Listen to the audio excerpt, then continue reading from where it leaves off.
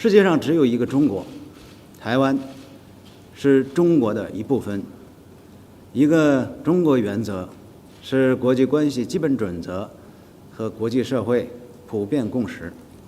根据一个中国原则，台湾无权单独参与联合国及其专门机构和仅限于国家主权国家参加的政府间国际组织活动。上述原则和共识不会因个别国家为台湾当局说项或者撑腰打气而改变。台湾当局蹭会，失败是必然的。这种自降人格、自取其辱的做法，也已经遭到国际社会耻笑。According to the Hong Kong Marine Department, a Chinese-engineered vessel named Fujing 001 broke in two and sank in the waters of Yangjiang, Guangdong, on July 2nd. The shipwreck was about 160 nautical miles southwest of Hong Kong. It occurred while Typhoon Chaba was rampaging. 30 crew members were forced to abandon the ship or were washed overboard. Typhoon Chaba earlier formed in the South China Sea's central part. It landed in Guangdong province in southern China on July 2nd. The Hong Kong Government Flying Service was directed to conduct the research and rescue work. Accordingly, the service dispatched 2 sorties of fixed-wing aircraft and 4 helicopter sorties to the site. Meanwhile, mainland Chinese authorities sent a rescue boat to the site. The research and rescue operation was complex because the foundering ship was near the epicenter of Typhoon Chaba. The strong wind and waves caused the broken ship to sink steadily, becoming almost submerged. The 3 rescued crew members said the hull was severely tilted and fractured. As a result, they could only hold on to the ship's railing while waiting for rescue. Some crew members were swept away before the first helicopter reached the site. Fujing No. 001 is a Chinese engineering vessel affiliated with Jiangsu Huajing Jiyun Engineering Technology Co., Ltd. It is an installation platform for offshore wind turbines. After the ship accident drew public attention, Yahoo News reported that the South China Sea Rescue Bureau's full-text notice of the wrecked ship could no longer be found. Also, its reprinted article on Tencent.com was removed. Meanwhile, the South China Sea Rescue Bureau website is currently inaccessible, and Chinese officials remained silent about the case. Chinese media outlets forwarded the Hong Kong media's news without mentioning Fujing 001. The Western public opinion field is blaming Russia. But the real initiator is the United States, actively forming gangs to engage in confrontation, leading NATO repeat eastward expansion, and the Russia is being forced to the bottom. This is the cause to this war. People don't see the real cause of this war. The most belligerent is the United States. The United States, which has a history of more than 240 years, has launched and participated in more than 200 wars. I saw Hisamuddin, a senior Malaysian government minister and defense minister, similarly stressed in his speech at the Shangri-La Dialogue that ASEAN will decide its own path. He said, whatever the US demands, we have to convince them which must be in the interest of ASEAN, not just the interest of the United States, different from the West culture that advocates confrontation and confrontation. The Eastern tradition respect harmony but difference and solve problems through negotiation. Asian values. The true meaning of democracy is to show pluralism and highest moral standard of politics is a government that can truly serve the well-being of the people. The world must open their eyes.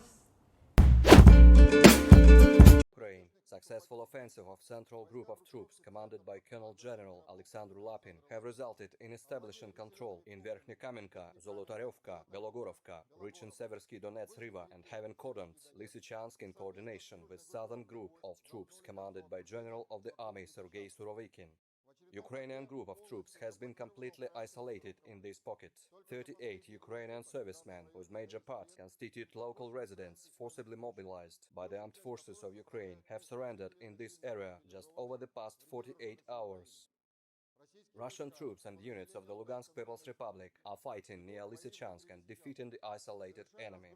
Novodruzhevsk, Maloryzantsevo, and Belaya Gora had been liberated over the past day. Fronts. 54th Mechanized Brigade of the Ukrainian Armed Forces has lost over 60% of personnel and equipment near Marvinka, Donetsk People's Republic, during several days. The rest of the personnel is demoralized and refused to fulfill combat tasks.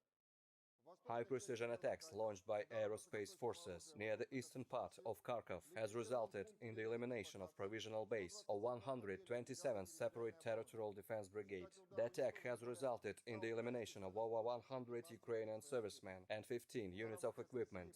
Up to 120 soldiers of fortune have been eliminated by an attack launched by Russian aerospace forces at a base of foreign mercenaries. A unit of 5th Separate Assault Regiment from the 1st Separate Brigade of the President of Ukraine has been eliminated near Spornoye, Donetsk People's Republic. 18 Ukrainian militants have been eliminated, 2 of them have surrendered and the rest have escaped.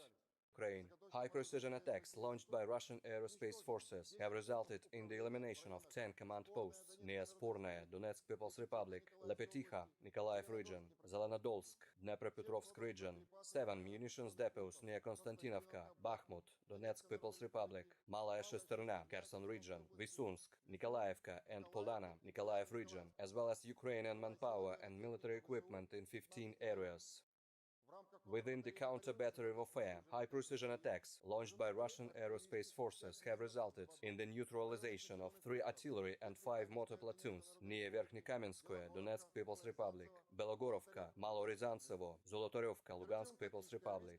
Operational, tactical and army aviation, missile troops and artillery have neutralized 32 Ukrainian command posts, 1 munitions depot, as well as manpower and military equipment region. 10 Ukrainian unmanned aerial vehicles have been shot down near Novaya, Zaporozhye region, Volnovaha, Donetsk, Donetsk People's Republic, Dmitrovka, Izum, Berezovka and Kupiansk, Kharkov region. 8 MRLS projectiles have been intercepted, including 4 launched by HIMARS near Stakhanov, Lugansk People's Republic, and 4 launched by Uragan near Popasne, Lugansk People's Republic, and Kamenka, Kharkov region, and near the city of Donetsk.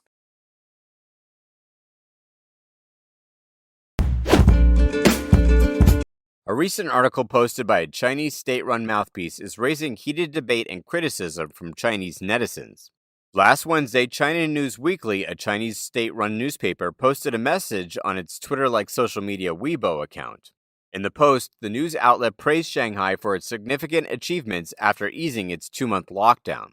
The post cited a sudden increase in Shanghainese booking trips to Sanya, a city on the southern end of China's Hainan Island. The place is well known for several bays with large beach resorts, upscale hotels, scuba diving, and surfing, among others. This is a top vacation spot. The post also recognized the self-claimed back-to-order trend in the Chinese restaurant industry. The Beijing mouthpiece finalizes the post with the question, quote, "Shanghai is going through retaliatory consumption?" Retaliatory consumption is a newly coined term referring to the behavior of restricting people's consumption demand during lockdown. Once the restriction is lifted, people will go on a shopping spree. The survey question, deemed propaganda, quickly received a lot of sarcastic comments, criticism in nature. One netizen said, "Retaliatory consumption, huh? Not retaliating against society is the best we can do." Another said, "Only retaliate, no consumption." Other added, "Stop teasing everyone. The only thing that exists is retaliatory escape out of here." Another netizen said, "Laughing to death with this. During the epidemic, the officials earned all the money. What the heck is a retaliatory consumption? If you say retaliatory saving, retaliatory escape, retaliatory tax collection, then it is acceptable, but not retaliatory consumption. And by the way, retaliatory layoffs have begun. In the past, many big factories could not lay off employees because they were forced to overcome difficulties together. Now, after they have resumed work, they will surely lay off employees, reduce costs, and increase efficiency. That would lay off 30% of the people and then use 10% of the money to force the rest to work overtime in a retaliatory manner. Others point out the impossible nature of such a retaliatory consumption with all Shanghai's current restrictions. How can I retaliate if I can't dine in? How can I retaliate if I can't go to a KTV nightclub? How can I retaliate if I can't go to the gym or get a massage? The big store doesn't open and the small store closes. How can I retaliate? When I go out, I'm afraid of stepping on the pit taken to the quarantine site. How do I retaliate? How do I consume? Online shopping doesn't deliver goods at all. One netizen posted images of Nanjing Road in Shanghai, lonely and depressed. This used to be one of the world's busiest shopping streets. Look at Nanjing Road. Is there anyone here spending their money? After walking around, the mall is empty. Some people mocked in response. I am afraid I will suddenly be locked in the shopping mall, so I dare not enter any place with a roof now.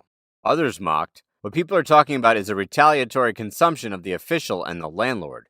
Don't be too sentimental. They are talking about those people. Retaliatory consumption has nothing to do with the most ordinary people, thank you very much. Shanghai lifted the lockdown for about a month now, but it maintains a partial ban on many daily services. Most restaurants are closed. Stores are closed. Not so many people go to the supermarket. Even on the 618 event, China's second-largest shopping festival held on June 18th, revenues dropped harshly despite large advertisement and stimulus programs.